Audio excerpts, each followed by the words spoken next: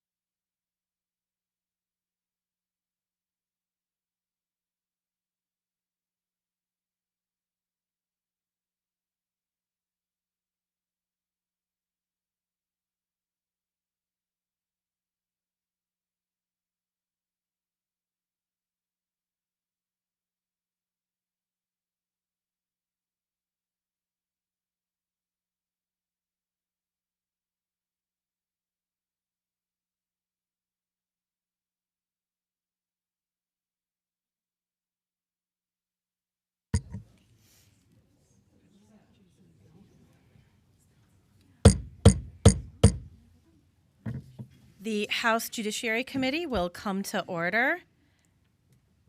Madam Clerk, please call the roll. Chair Breen. Present. Representatives Edwards. Present. Carter. Present. Pope. Here.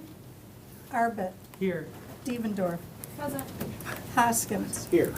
Cerniglu. Here. Fink. Here. Wenzel. Here. Wozniak. Here. Outman. Here. Johnson. Here. Madam Chair, you have 13 members present. You do have a quorum.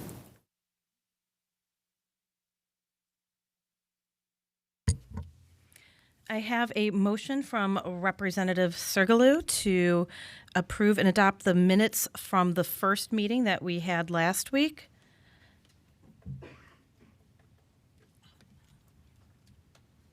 And those are now adopted. I also need a motion to approve and adopt the minutes from our second meeting that we had last Wednesday from Representative Devendorf. And those minutes are adopted.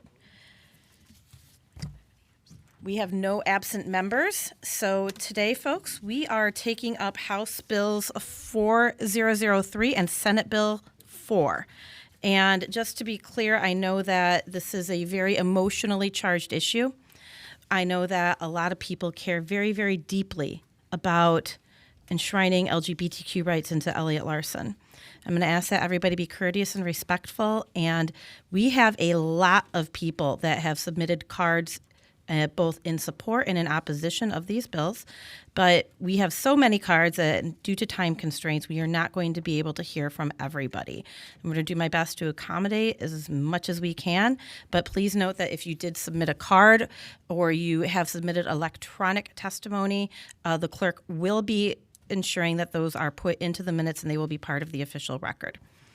And with that, we have Senator Moss and Representative Hoskins, who's up here with us, to speak on their bills.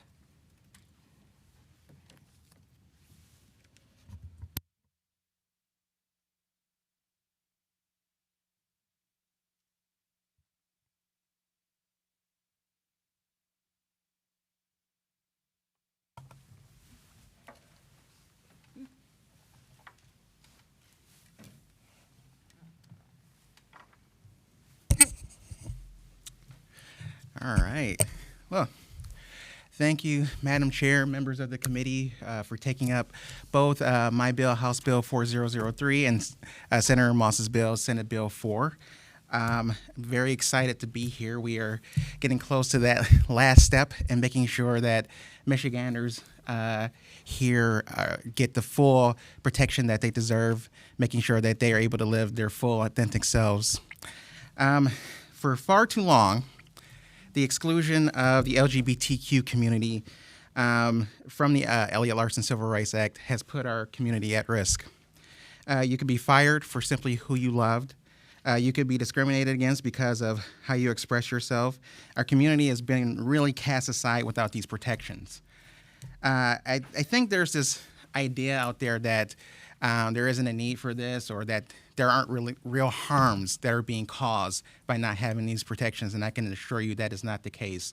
A couple weeks ago, Senator Moss and I participated in a roundtable discussion, and we heard the stories of people who really talked about many of the harms that they suffer. We heard from seniors who had to hide their identities because they live in senior housing, and they're afraid that if they come out, they're going to be kicked out and put out on the street in their later years. We heard from people who were worried about living their truth and how they were going to feed their families. We heard from a Black trans woman who wanted us to know that she's tired of burying her friends because they belong to one of the most at-risk groups for violence in our country. And I really want to highlight that too, because people of color, LGBTQ people of color, are disproportionately impacted by not having these protections in place. When you are a person of color, you experience discrimination in multiple facets. It is something that you have to deal with. The intersectionality of the discrimination is something that could be almost overwhelming. It's certainly something that I have to deal with and I have to navigate throughout my life. And it's something that you certainly can adjust to, and you can you learn to adapt, but you shouldn't have to. Your workplace should be welcoming. The places where you go to patronize should be welcoming to you. You shouldn't have to fear that you're going to be kicked out of a place simply because of who you are. I think it's important that we do everything we can here to expand the Elliott Larson Civil Rights Act to cover, to make sure that we're addressing this intersectional discrimination and making sure we're addressing the fear that many people experience when they are out in these spaces. And something else too that I think is a very important to highlight, and it's something that certainly has come up during my time chairing the House Economic Development and Small Business Committee as well, and something that the governor highlighted too in her State of the State address, that bigotry is bad for business, as they say. And we've been certainly getting a lot of support from our business community. We heard it a lot in these Senate hearings. And it's because many people in the business community, they are prioritizing inclusivity and diversity and a lot of their decision making. It is something that certainly talent looks at when they're thinking about making a place home. Expanding the Elliott Larson Civil Rights Act to cover the LGBTQ community will certainly make Michigan a more welcoming place for them, making sure they want to call Michigan home. When discrimination thinks it has a home here in our state, we signal to potential residents and businesses that we aren't ready to take the steps needed to ensure proper workforce development. We've watched as other states have lost businesses because of regressive policies that they've implemented. And in Michigan, we cannot afford to go down that path. When we don't attract people to our state, we lose out on people living in our communities, supporting our local economies, paying taxes in our state, which helps support our roads, support our schools, our police, our fire departments, and other essential services. We need to send a clear message to every person that Michigan is certainly open for business, and while your business is home here, hate and discrimination does not have a home here.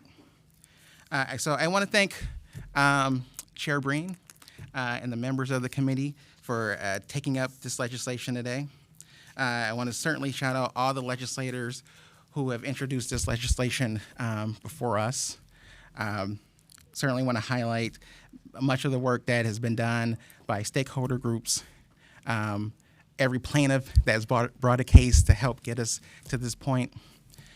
My colleagues who are in the LGBTQ caucus here in the legislature, my colleagues Rep. Arbit and Rep. Devendorf, Reps. Morgan, McFall, and Pahutsky, and of course Senator Moss, who certainly has been a partner in this journey to get equality here for our community. Senator Moss and I have worked together for almost 9 years now, and I can't think of a better person to be able to work on this legislation with. So with that, I will certainly turn it over to Senator Moss and see if he wants to give a few words.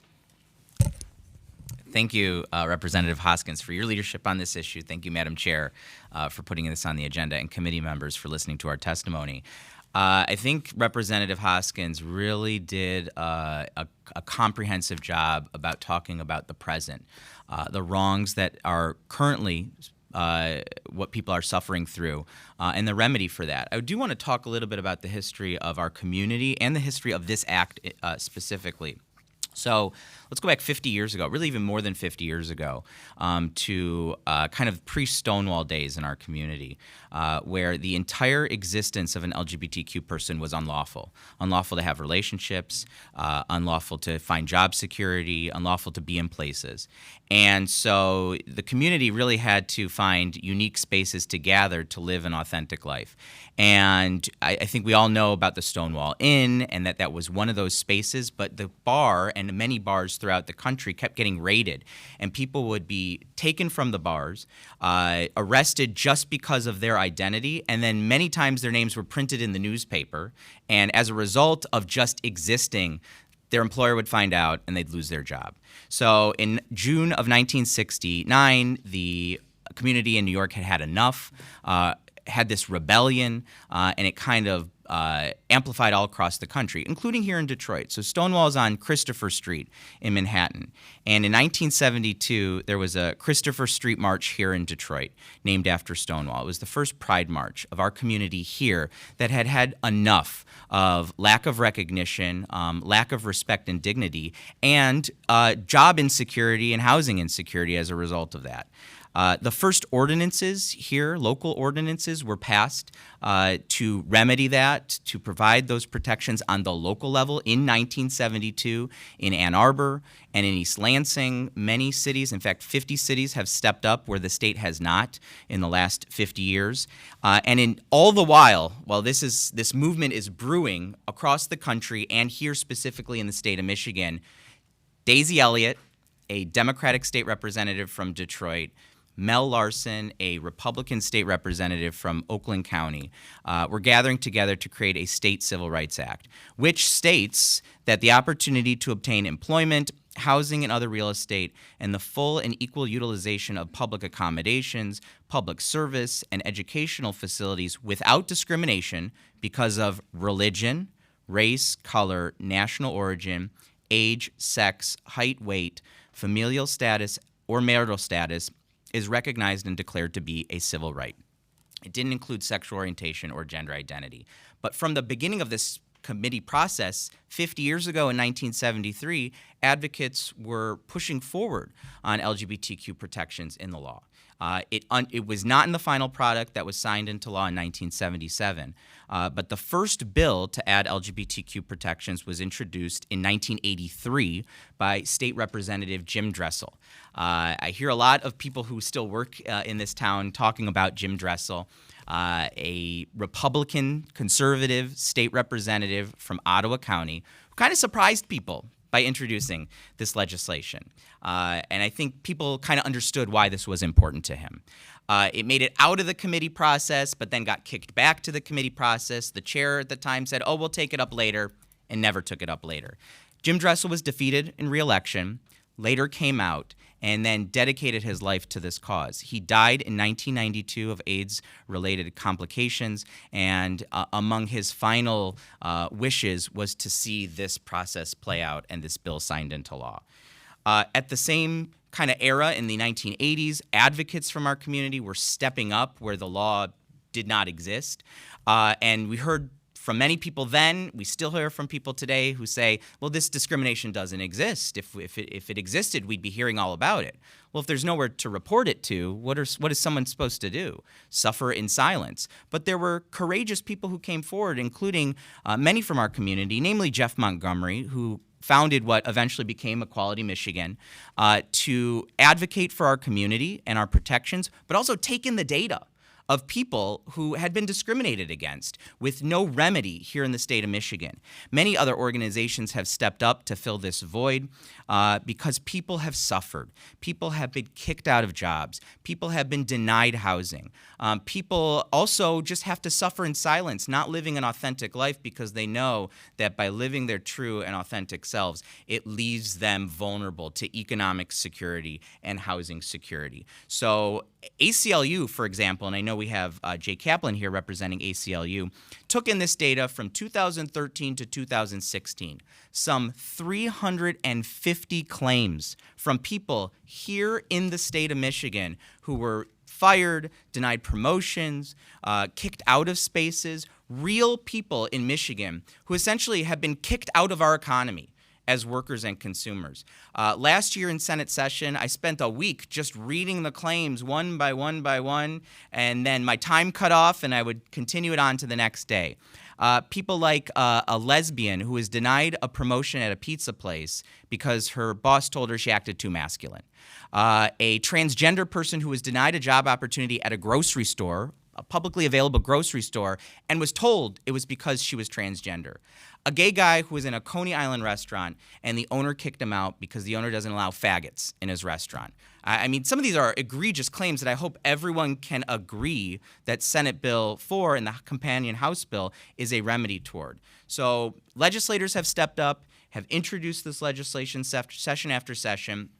Every time I've introduced it, I've heard from more people who have suffered in our economy. In 2019, I introduced this bill. The first calls I got were from a gay man here in Michigan who had a housing situation where all the roommates didn't know each other, but the straight roommates ganged up on him and said, only he can't have visitors. Only he can't listen to certain types of music. So he went to the landlord, and the landlord said, I'm not going to do anything about it. So what was the remedy? He left Michigan to go to California.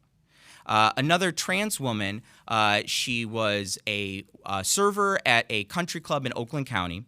Every summer, held the job just fine.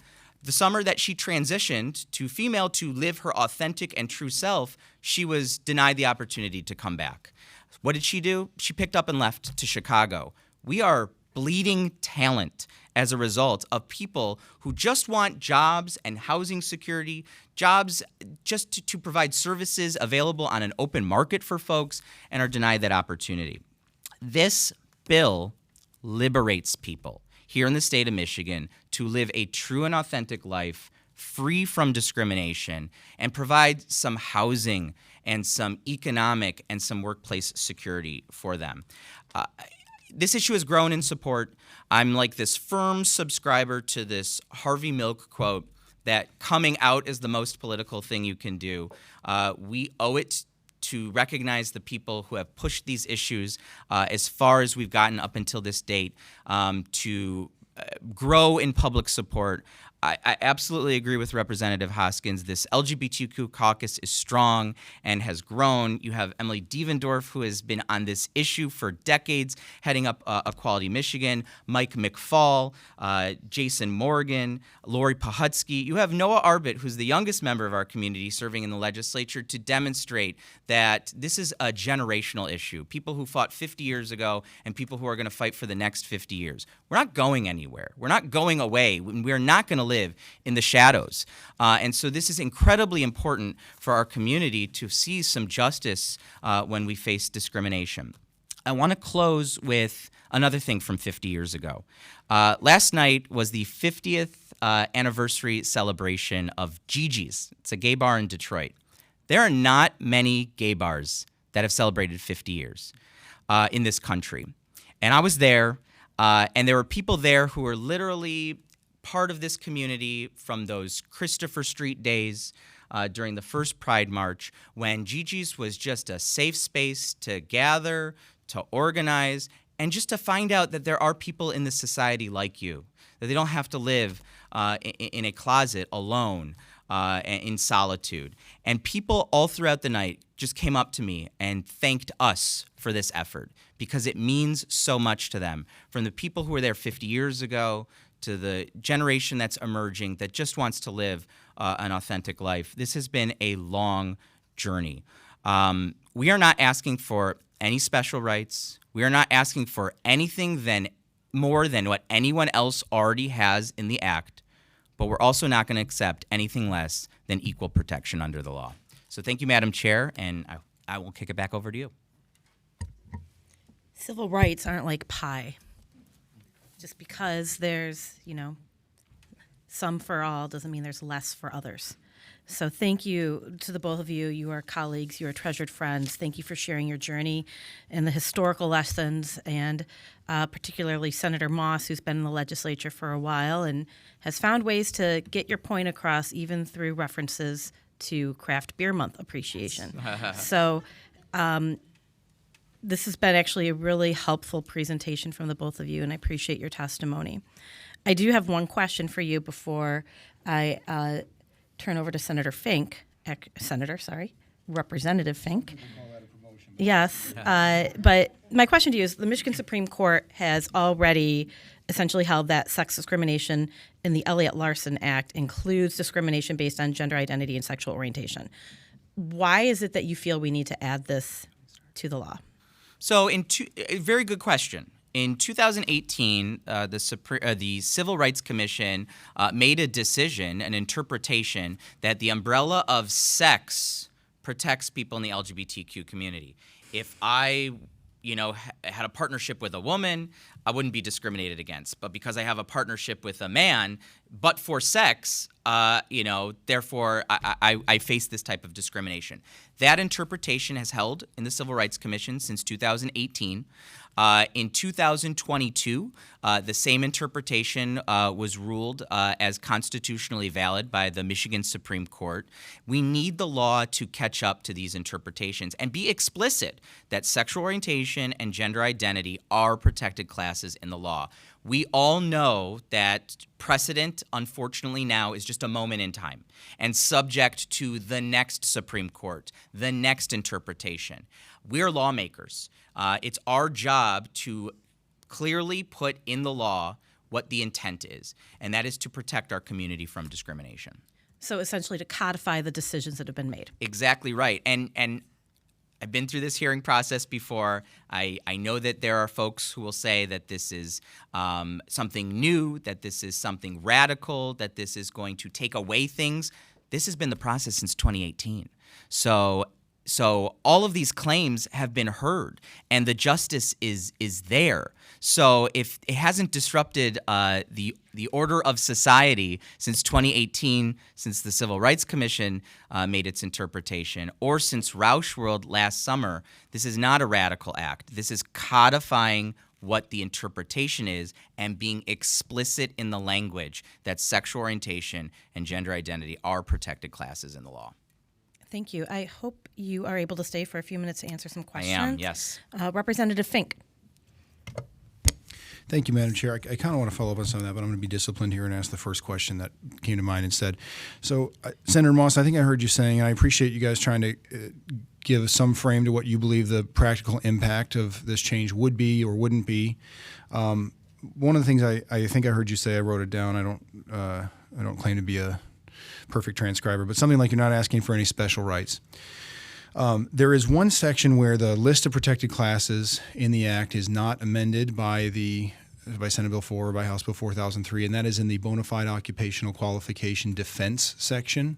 So there you can raise, if you're an employer or whatever, you can raise a defense that the discrimination on the basis of one of our already several protected classes is a bona fide occupational qualification for a position. The most kind of probably boring example would be if you have some piece of equipment that a person over 6'3" can't fit into. You can discriminate on the basis of height because the person can't do the job because the person can't fit into the space.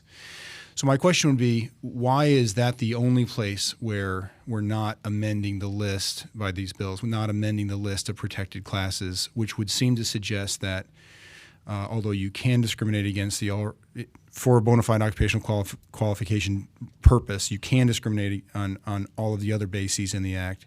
This set of additional categories would not be included among those categories in that section.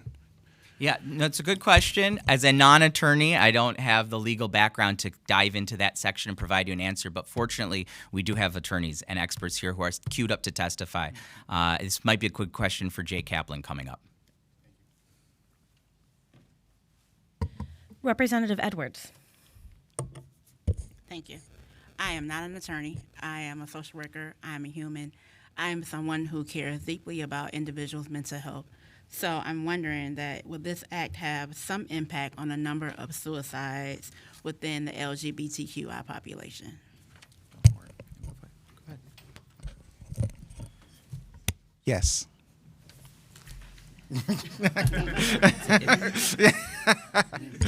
But, I'm the long-winded one.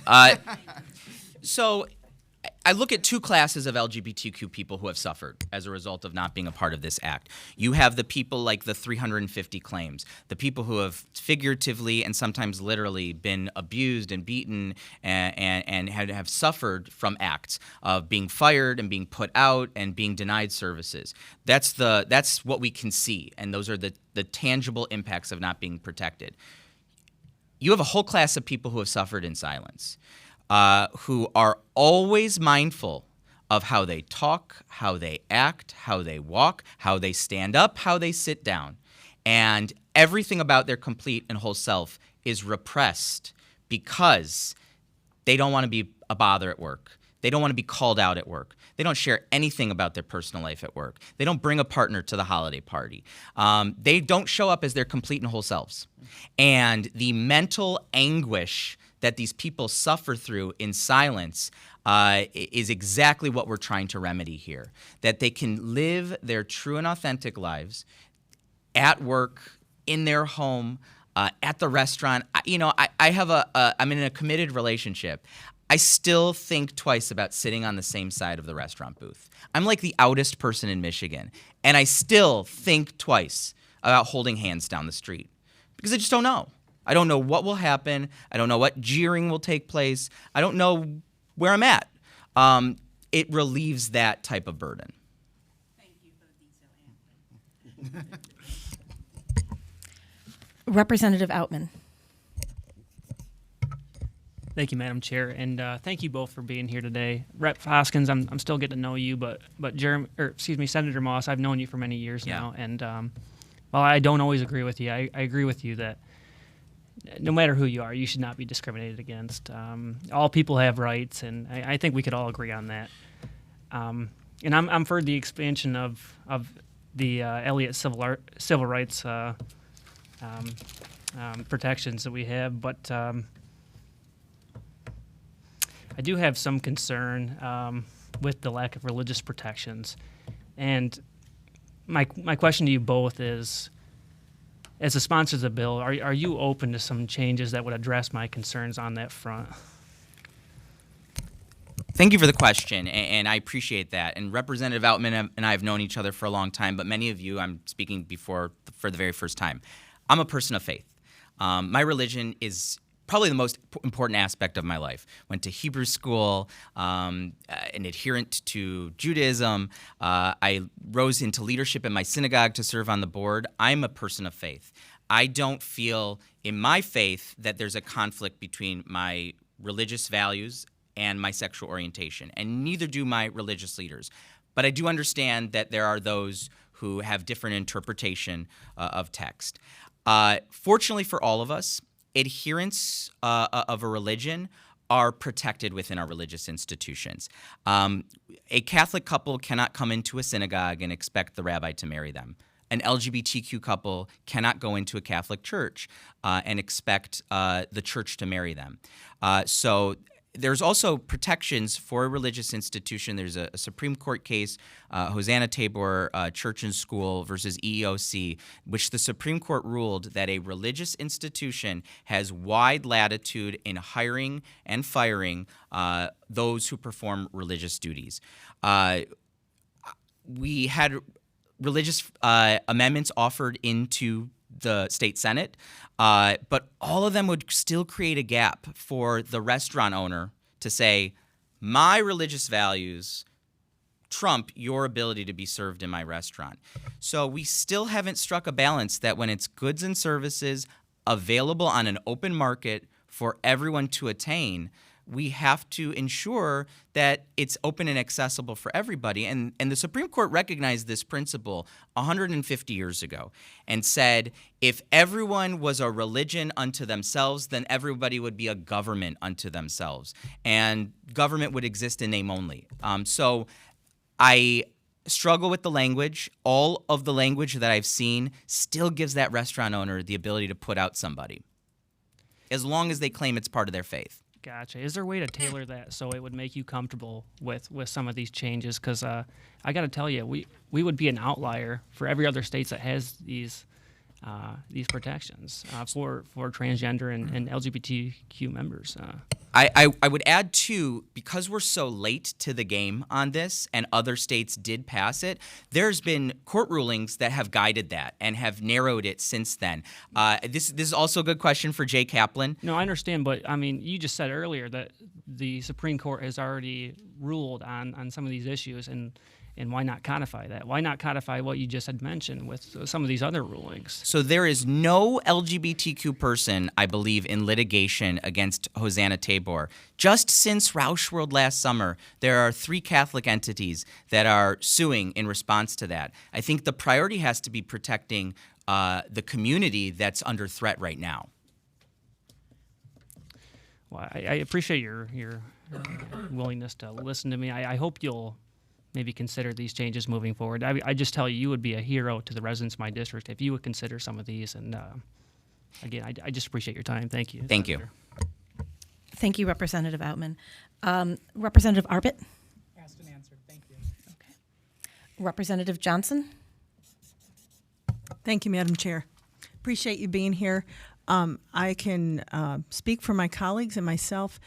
We don't want to see anyone abused or mistreated in any way, no matter what the reason is.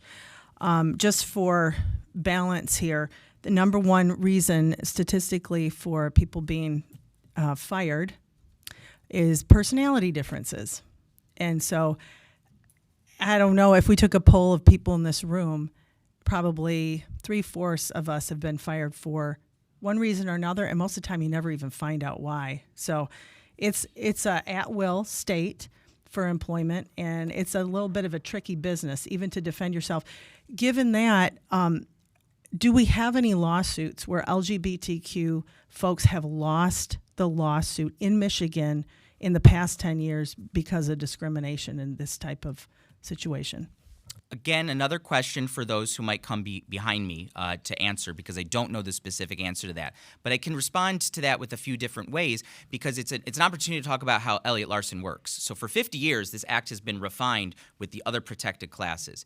If somebody is discriminated against or fired, and they have the proof that it was because of their protected class status in the act, they go to the Civil Rights Commission with that proof. And the Civil Rights Commission has investigators that hear it. There's due process. Most of the claims are actually resolved in the investigation. There's very few penalties. There's very few outcomes other than a mediation between the aggrieved party and the person who may have engaged in that discrimination. So this doesn't give immunity to a gay person, to be in any job at any time. But if that person has proof that their status if we put into law sexual orientation and gender identity, there's a whole due process that's been refined over 50 years. But I will tell you, there was a case here in Michigan that was successful and made it all the way to the Supreme Court. Another layer of protection, still not the full scope of Elliott Larson. It was Amy Stevens was fired from a funeral home in Wayne County because she came out as transgender at work. Her gender identity had absolutely nothing to do with her ability to perform the duties that she had in the funeral home. That made it all the way to the Supreme Court, and the Supreme Court even recognized that federal employment protections should protect the LGBTQ community. Doesn't extend to small businesses here under Elliott Larson, doesn't extend into housing or publicly available services. But even on the federal level, there's this recognition that if you have the proof, you should be able to seek justice. Thank you for sharing that. I also know of some cases where they're already protected. I know the lawyers who handled the cases, and the cases were won by the LGBTQ employees. And so the protections were actually already there, and we saw success because the abuse was evident, and et cetera. I hope that you will, all my colleagues also here, will consider what the other 22 states have already done to allow for equity in all groups, religious conscience, religious expression, et cetera, so that we have equity amongst everybody. Thank you. We have a few more questions to my colleagues. If you have a legal question, I would ask that you reserve it for the attorney that is coming up, if at all possible. With that, Representative Devendorf. Hello. Hi. Senator, I think that you can answer some of these with just yes or no. Okay, lightning round. Yeah, regardless of whether you're an attorney or not, based on all the work you have already done, and thank you for that. Is religion already covered by listed as a protection under Elliott Larson? I want to just say yes, but I'm going to add on, it's the first category that's Yes. protected in Elliott Larson. Thank you for that. Is religion already protected under our United States Constitution? Yes. Is there a direct route to pursue when you think you are being discriminated against based on religion through the courts? Yes. Okay. So my understanding is that we do have these protections for religion. The Constitution is the strongest law in the land, and we have a direct route to making sure that we pursue any issues that come up related to discrimination through the courts should we ever feel that our First Amendment rights are being infringed upon. Yes? Yes. Okay. I didn't know that was a question. Yeah. Yes. So I just want to make sure that we understand that when we have classes of people, human beings, that are not listed as protected under a discrimination law, we lack legal recourse. Part of the reason that we need to do this is because when we bring lawsuits regarding discrimination against our lesbian, gay, bisexual, and transgender communities, we are working against the odds. And when we are not protected under the law, we have every reason to be afraid to bring any complaint or lawsuits because we are not protected under the law. Listing everybody who is disproportionately impacted by discrimination under a Civil Rights Act ensures that people feel the safety and have the legal recourse to pursue justice. And without codifying that, we have to fight tooth and nail to prove that we have a right to pursue justice, and we are far less likely to ever try. Is that true, Senator Moss? Yes. Thank you very much. Thank you. Thank you for your leadership on this issue, too. If I have just a second, Representative Dievendorf and I met years ago when she was executive director of Equality Michigan, and so many entities have filled in the gaps where the law has opened them. And I want to thank you for your years of dedication to this issue. Thank you. Representative Wenzel. Thank you. Thank you both for being here. I have to say I agree with almost everything that you've testified on today. Like Representative Outman, actually my question was very similar to his, so I'll keep it short because I know we have a lot of people to speak. But just to clarify for my constituents and my community, we have a lot of, it goes back to the religious exemptions. And I understand your answers were great, but I'm still confused, I guess, on a little bit of that, and maybe the lawyer can answer some of those questions. But if somebody was to apply for a position at one of my many Christian schools, let's say St. Paul Lutheran School, and they were denied because they were in a same-sex marriage, could they get in trouble? I guess in any way is a simple way to ask that question. And I'm happy to cede to the attorney who can probably speak in more legalese than I can. But Hosanna Tabor is this ruling that says if you are an employee of a religious institution, a minister performing religious duties with no test of who is a minister, the religious institution has the latitude to make these hiring decisions. It's the similar notion. Again, I speak from my Jewish background. If somebody came into the Jewish school that I went to and started teaching outside of the Torah, they'd be gone, just because it is not part of the religious doctrines of my school. So that holds and has held for many, many years and is enshrined in Hosanna Tabor. Okay, so I guess just to reiterate what Representative Outman said, that if these could be considered, some of these amendments, and tightened up, like you were talking about, I think we could have a lot of bipartisan support, and it could be probably the first real true bipartisan bill we've passed out of the House this term. And I appreciate the dialogue here, and I, trust me, understand where you are coming from on this. All of the language that was offered in the Senate on this still gave the individual the ability to discriminate in an open market. And so I have not seen language. I have had very respectful dialogue with the Catholic Conference on this. And we just haven't gotten there because every single amendment offered still takes that discrimination onto the open market. And we feel comfortable with the bill as drafted that everything housed in the walls of an institution are still protected. Thank you. Thank you. Final follow-up for our first presenters, Representative Fink. Thank you, Madam Chair, for allowing the follow-up. I also want to follow up on some of the colloquy you had with Representative Altman.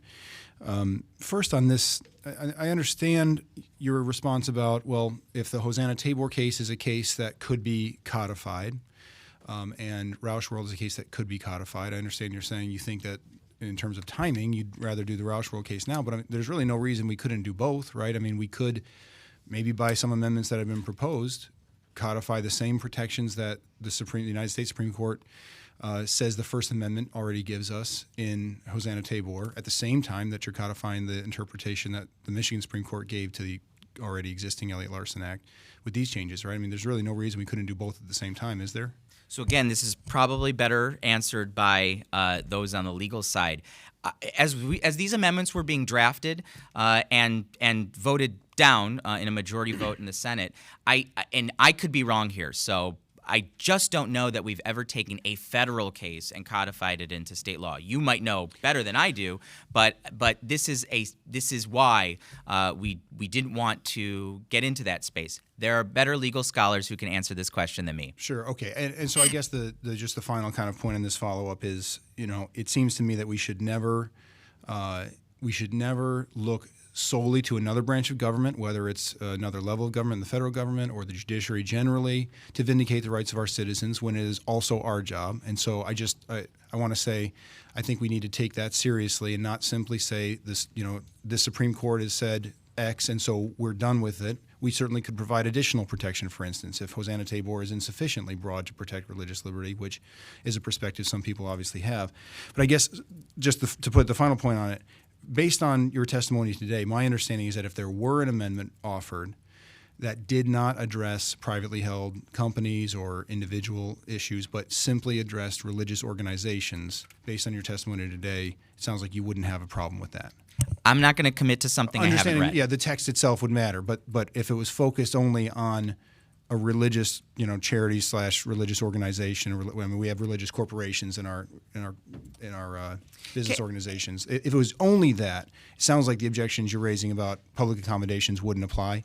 So, and I don't want to take up too much time. The Senate's waiting on us too.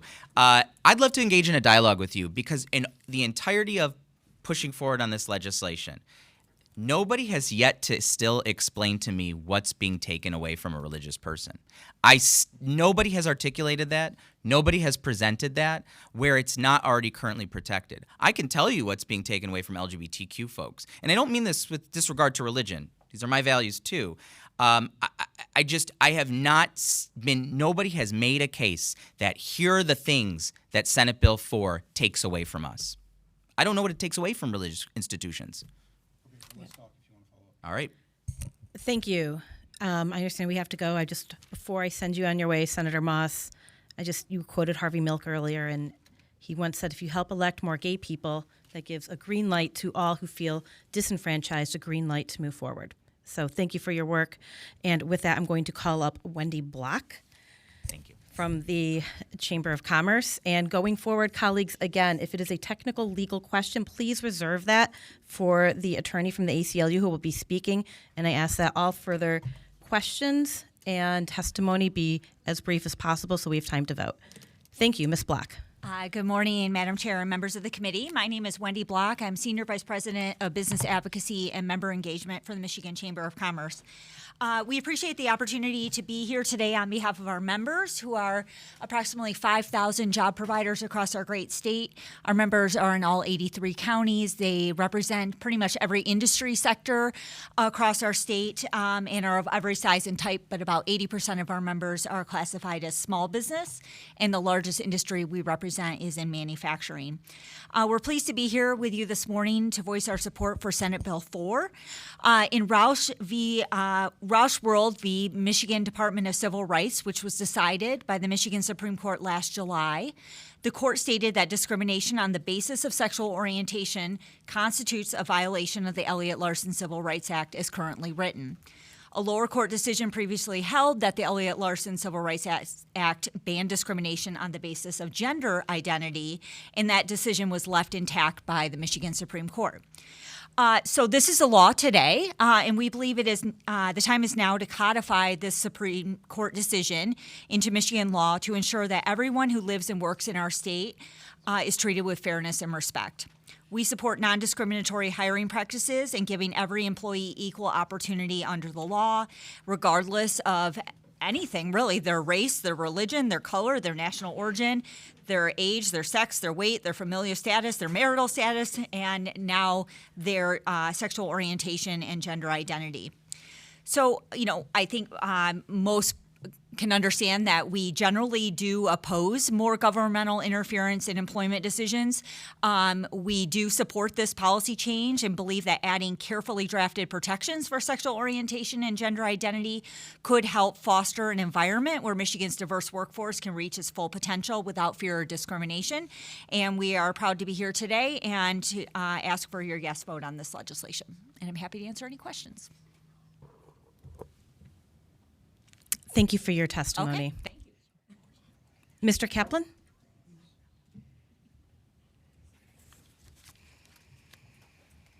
Good morning. My name is Jay Kaplan, and I'm the staff attorney for...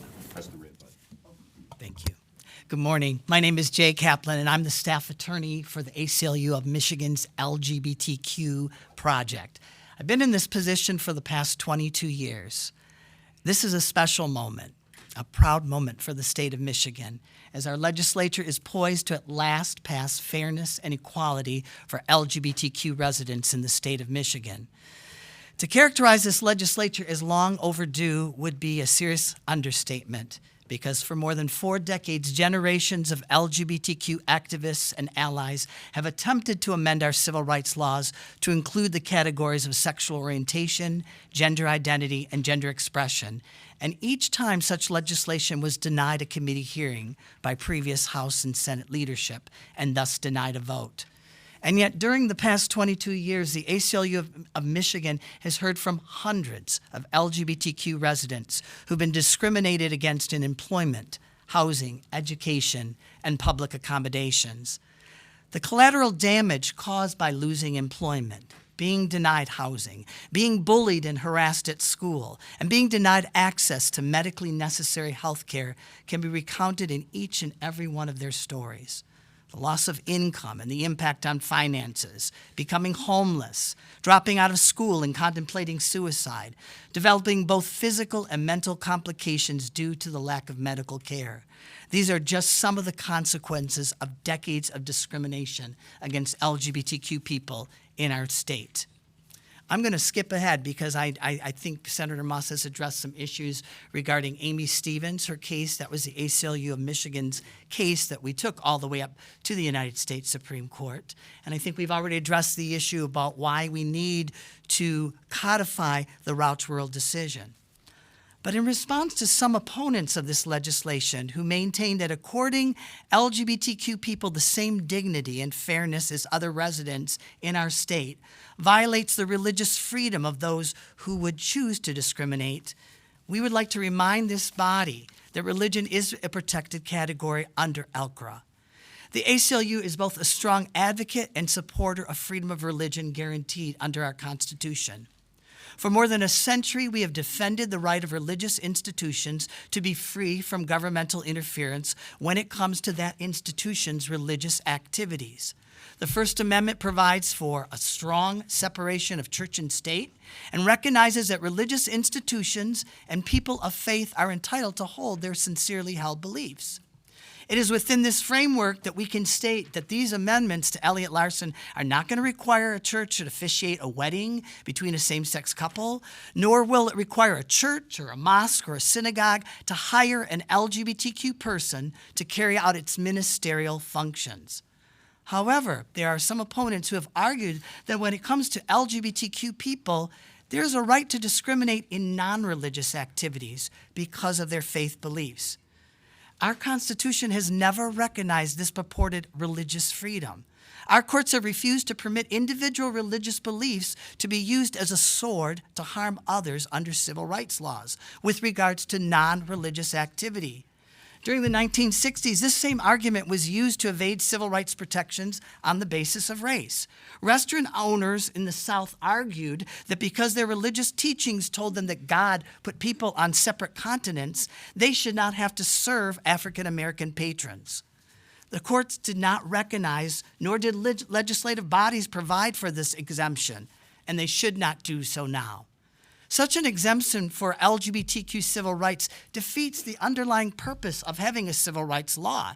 It creates a second-class citizenship, and it provides a dangerous slippery slope for all civil rights protections, for all those protected categories. The business owner who voluntarily chooses to enter into the realm of commerce, they're subject to a variety of laws.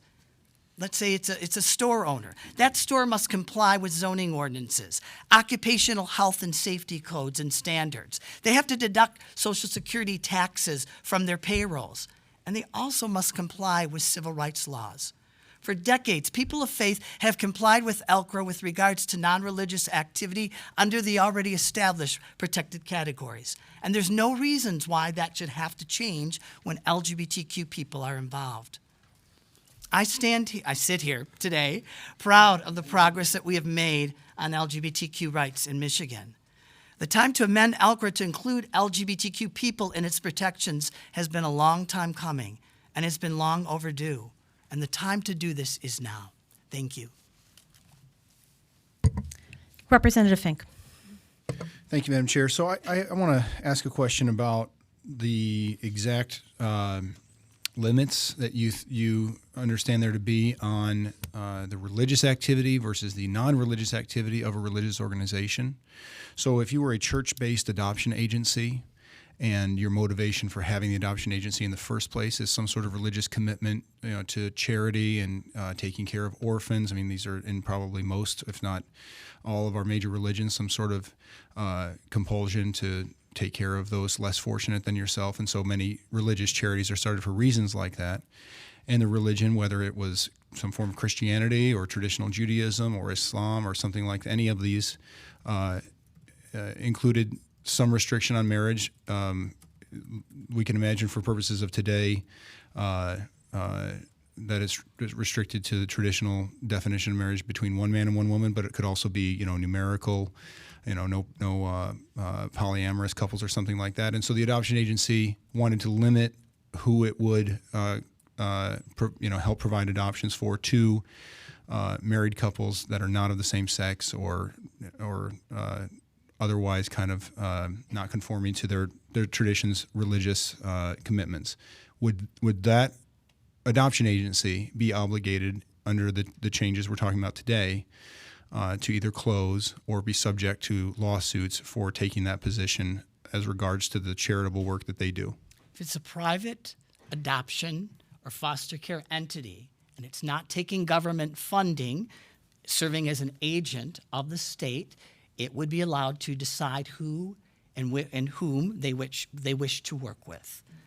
The United States Supreme Court has already addressed that issue with regards to foster care in the case of Fulton versus Philadelphia. And in that particular case, they were able to make an exception for a foster care agency that received funding because there was a certain amount of discretion that the governmental entity had to grant exemptions. And based on that, they allowed the foster care agency to maintain its policy about who they would work with. But I assume you agree to some extent, at least with the testimony we heard earlier, that we can't simply rely on courts' interpretations of existing law if we want to be clear about what the law of our land is, because courts can change their minds, and they have in recent major cases. So my question would be, in the statute as amended by the bills that we're looking at today, would our state law provide that same protection or even potentially greater protection than what you're talking about in the Fulton case? I think the statute, the law as it exists now, provides that protection. Religion is protected, and the First Amendment is protected, separation of church and state. If a religious entity is operating as a private entity, then the government is not going to be able to intervene in terms of who they choose to work with regards to foster care services or adoption services. Okay, thank you for that answer.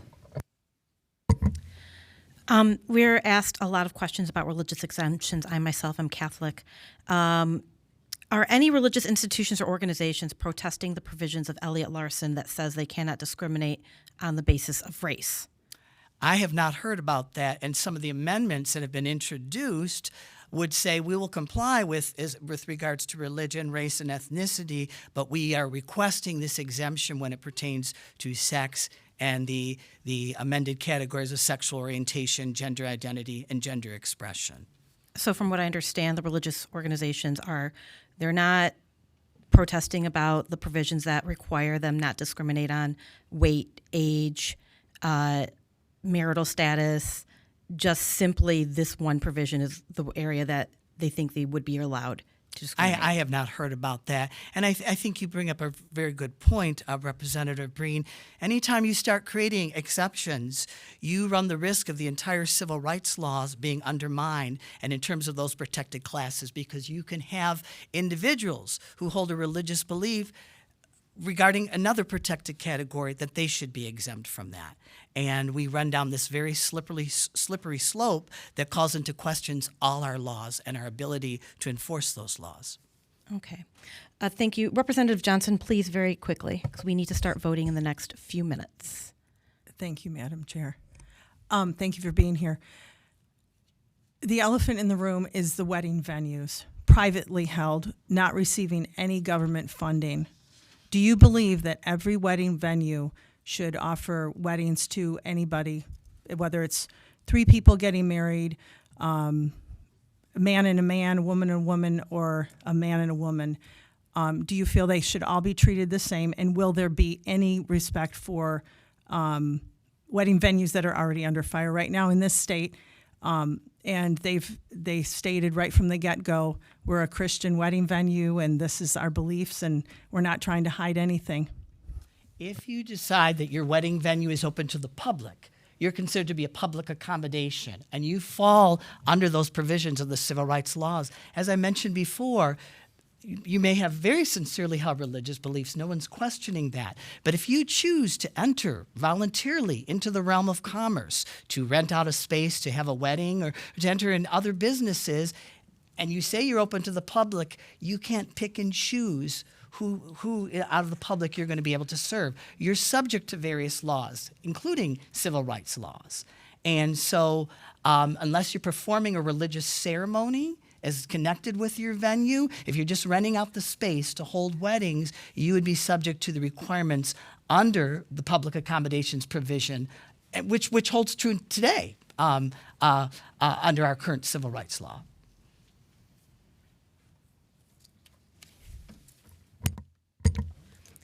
Thank you very much. We have Tom Hickson from the Catholic Conference next. Thank you.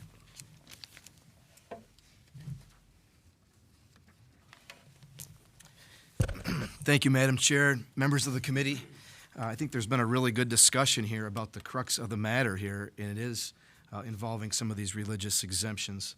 But I'm happy to be here to speak to you today. At the heart of Catholic teaching is the belief that all people are created in the image and likeness of God and are deserving of dignity, compassion, and respect, regardless of their classification or orientation. The Catholic Church believes, along with numerous other faith traditions, that marriage is between a man and a woman, and it is very likely this teaching, which we recognize others may not hold, and the Church's teaching on gender is where there could be conflict. I think we've heard a lot of testimony today that confirms some of our fears. Without protections, more religious and nonprofit groups will be taken into court because of their sincerely held, long-standing religious beliefs about marriage.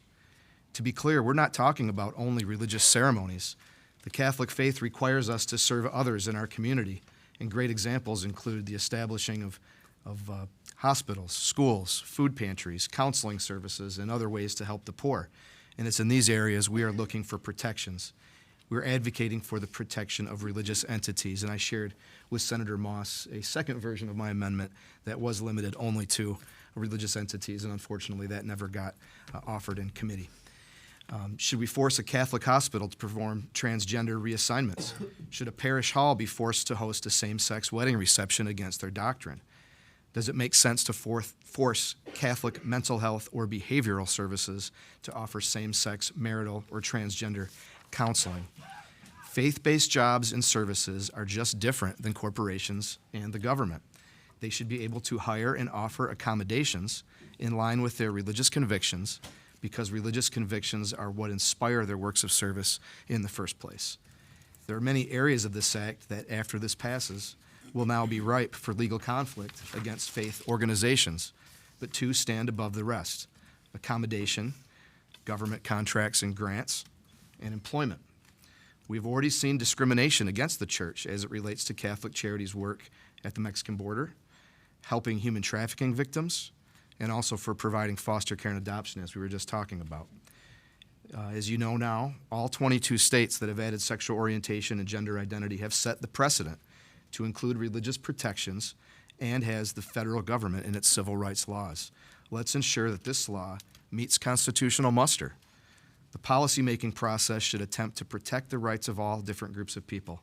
Let's protect faith-based organizations who have legitimate beliefs that differ from the secular culture, and they simply just want to serve others, especially the poor and vulnerable, as they always have and their faith requires. And I think the conversation about the amendment is really on point, and I hope that we can see some positive amendments offered today and hopefully adopted. Thank you, Mr. Hickson. I appreciate the conversation that we had in my office not long ago. I'm really very encouraged by the dialogue that we've all had here today. We do have some amendments that have been offered. We are going to go through them in the event that these do not pass. I wholeheartedly hope that all the parties involved will embrace this opportunity to have further discussion and see if something might be maybe we can agree on something in the future. Again, really encouraged by these productive discussions. Thank you, Madam Chair. I certainly hope that's possible. All right, thank you.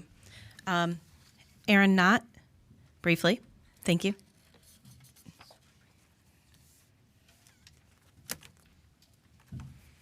Thank you, Madam Chair and members of the committee. Given the amount of time that we have left, I will just lift up that Equality Michigan, our predecessors, and the entire LGBTQ community, many of the community centers are represented behind me, have been working in every legislative session since the Elliott Larson Rights Act was passed into law to include sexual orientation, gender identity into the law. So with the few minutes that I have, I've been thinking about what I want to lift up, and Representative Edwards had spoken about LGBTQ youth. The harsh reality is that discrimination is real and a persistent problem LGBTQ people across the country are experiencing. Our Department of Victim Services sees the effects of discrimination against LGBTQ people each and every day. This is especially true for trans women of color, and most recently, our department has witnessed a sharp increase in the number of trans and non-binary youth seeking our staff's support. In addition to the client-centered services Equality Michigan provides to LGBTQ youth in crisis all across the state of Michigan, our national partner, the Trevor Project, has reported receiving calls from nearly 6,100 LGBTQ Michigan youth in the last year alone. These kids were experiencing trauma, discrimination, harassment, and bullying. Additionally, according to the Trevor Project, 45% of LGBTQ youth in Michigan seriously considered suicide last year, and 15% of those youth attempted suicide. LGBTQ youth are not inherently prone to suicidal risk because of their sexual orientation or gender identity. Rather, they are placed at a higher risk because how they are mistreated and stigmatized in society. Taking the vote today on behalf of equality by passing out and sending to the House for a full floor vote shows LGBTQ youth and our entire community that nobody should have to live in fear of discrimination simply because of who they are or who they love. I'm asking you, please pass these explicit protections against discrimination, ensuring that each one of us can be free to be ourselves, pursue our dreams, and have a good life, no exceptions. Thank you. Thank you, Ms. Knott. Appreciate your testimony today. Okay, committee, we are now going to have a real lightning round so we can get these amendments discussed and vote on these bills. We have House Bill 4003, Representative Hoskins. We have several amendments. Representative Johnson offers amendment number 1. Representative Johnson, do you wish to very briefly speak to your amendment? Yes, thank you, Madam Chair. This amendment would protect an individual being compelled to violate their sincerely held religious beliefs, ensuring that all Michigan citizens can maintain their freedom of conscience. Thank you. There's a motion to adopt the amendment by Representative Johnson. Madam Clerk, please call the vote. Chair Breen. No. Representatives Edwards. No. Carter. No. Hope. No. Arbit. No. Devendorf. No. Hoskins. No. Cerniglu. No. Fink. Yes. Wenzel. Yes. Wozniak. Yes. Outman. Yes. Johnson. Yes. Madam Chair, you have 5 yeas, 8 nays, 0 pass. The amendment is not adopted. Thank you, Madam Clerk. Amendment number 2 is offered by Representative Wenzel. Representative Wenzel, do you wish to briefly speak to your amendment? Sure, I'll talk as fast as possible. This amendment would provide an exemption to employers of a religious institution, including religious educational institutions, to allow them to make employment decisions based on a prospective employer's religion. As the work performed for a religious institution often depends on the religious convictions of an individual employee, employers of these institutions should be permitted to use that as a factor in a hiring decision. I move my amendment. Representative Wenzel moves that her amendment be adopted. Madam Clerk, please call the vote. Chair Breen. No. Representatives Edwards. No. Carter. No. Pope. No. Arbit. No. Devendorf. No. Hoskins. No. Cerniglu. No. Fink. Yes. Wenzel. Yes. Wozniak. Yes. Outman. Yes. Johnson. Yes. Madam Chair, you have 5 yeas, 8 nays, 0 pass. The amendment is not adopted. Thank you, Madam Clerk. Amendment 3 is offered by Representative Outman. Representative Outman, do you wish to briefly speak to your amendment? Yes, thank you, Madam Chair. This amendment would allow religious schools to provide their services, activities, or programs according to their religious convictions. I move my amendment. Representative Outman moves that his amendment be adopted. Madam Clerk, please call the vote. Chair Breen. No. Representatives Edwards. No. Carter. No. Pope. No. Arbit. No. Devendorf. No. Hoskins. No. Cerniglu. No. Fink. Yes. Wenzel. Yes. Wozniak. Yes. Outman. Yes. Johnson. Yes. Madam Chair, you have 5 yeas, 8 nays, 0 pass. The amendment is not adopted. Thank you, Madam Clerk. Representative 4 is offered by Amendment number 4 is offered by Representative Fink. Representative Fink, do you wish to briefly speak to your amendment? Yes, thank you, Madam Chair. This amendment would amend this section of the Act dealing with bona fide occupational qualification defense to be consistent with the rest of the changes in these bills. This would ensure the rights of some citizens are not elevated above others under the BFOQ defense section. I move my amendment. Representative Fink moves that his amendment be adopted. Madam Clerk, please call the vote. Chair Breen. No. Representatives Edwards. No. Carter. No. Pope. No. Arbit. No. Devendorf. No. Hoskins. No. Cerniglu. No. Fink. Yes. Wenzel. Yes. Wozniak. Yes. Outman. Yes. Johnson. Yes.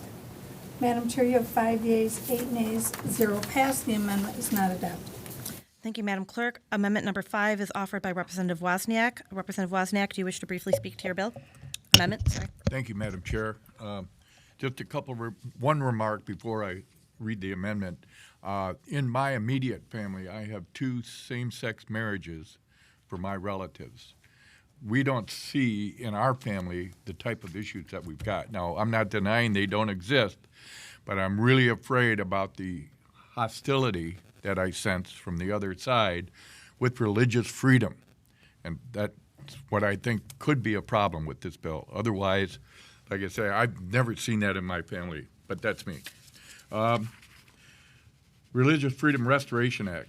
The amendment would tie bar the legislation to House Bill 4075 to create the Michigan Religious Freedom Restoration Act. In addition to reaffirming the free exercise of religion as an inherent, inalienable right, the act would also explicitly prohibit the state of Michigan from substantially burdening a person's exercise of religion unless there is specifically defined compelling government interest to do so. I move my amendment. Thank you. Madam Clerk, please call the roll on Representative Wozniak's amendment. Chair Breen. No. Representatives Edwards. No. Carter. No. Pope. No. Arbit. No. Devendorf. No. Hoskins. No. Cerniglu. No. Fink. Yes. Wenzel. Yes. Wozniak. Yes. Outman. Yes. Johnson. Yes. Madam Chair, you have 5 yeas, 8 nays, 0 pass. The amendment is not adopted. Thank you, Madam Clerk. I will now take a motion from Representative Arbit to report House Bill 4003 with recommendation. Madam Clerk, please call the vote. Chair Breen. Yes. Representatives Edwards. Yes. Carter. Yes. Pope. Yes. Arbit, Yes. Devendorf, Yes. Hoskins, Yes. Cerniglu, Yes. Fink, No. Wenzel, Pass. Wozniak, Pass. Outman, No. Johnson. Before I give my answer, I want to make a statement that if we pass this, we will be the only state in the entire nation that passes it without these amendments. And no. Madam Chair, you have 8 yeas, 3 nays, 2 pass. House Bill 4003 is reported with recommendation. Thank you, Madam Clerk. We have several amendments that are absolutely identical to this next bill that are offered. Senate Bill 004 offered by Senator Moss. Because these are identical amendments, I'm going to ask that we simply take the vote, if that is okay with Minority Vice Chair Fink. These amendments are identical to the last amendments described, so yes, as long as everybody understands that. Okay. Thank you. Representative Johnson offers amendment number 1. Madam Clerk, please call the vote. Chair Breen. No. Representatives Edwards, No. Carter, No. Hope. No. Harbit, No. Devendorf, No. Hoskins, No. Cerniglu, No. Fink, Yes. Wenzel, Yes. Wozniak, Yes. Outman, Yes. Johnson. Yes. Madam Chair, you have 5 yeas, 8 nays, 0 pass. The amendment is not adopted. Thank you. Amendment number 2 is offered by Representative Wenzel. Madam Clerk, please call the vote. Chair Breen. No. Representatives Edwards, No. Carter, No. Hope. No. Arbit, No. Devendorf, No. Hoskins, No. Cerniglu, No. Fink, Yes. Wenzel, Yes. Wozniak, Yes. Outman, Yes. Johnson. Yes.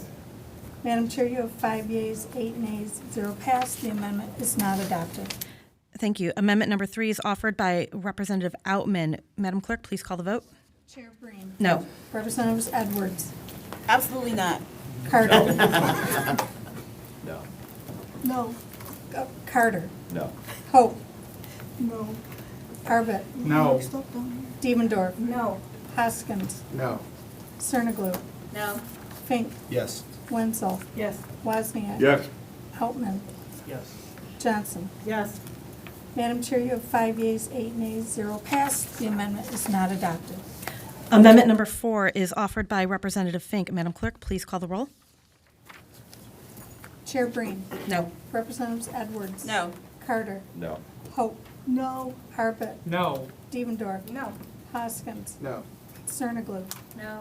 Fink, Yes. Wenzel, Yes. Wozniak, Yes. Outman, Yes. Johnson. Yes. Madam Chair, you have 5 yeas, 8 nays, 0 pass. The amendment is not adopted. Amendment number 5 is offered by Representative Wozniak. Madam Clerk, please call the roll. Chair Breen. No. Representatives Edwards. No. Carter, No. Hope. No. Arbit, No. Devendorf, No. Hoskins, No. Cerniglu, No. Fink, Yes. Wenzel, Yes. Wozniak, Yes. Outman, Yes.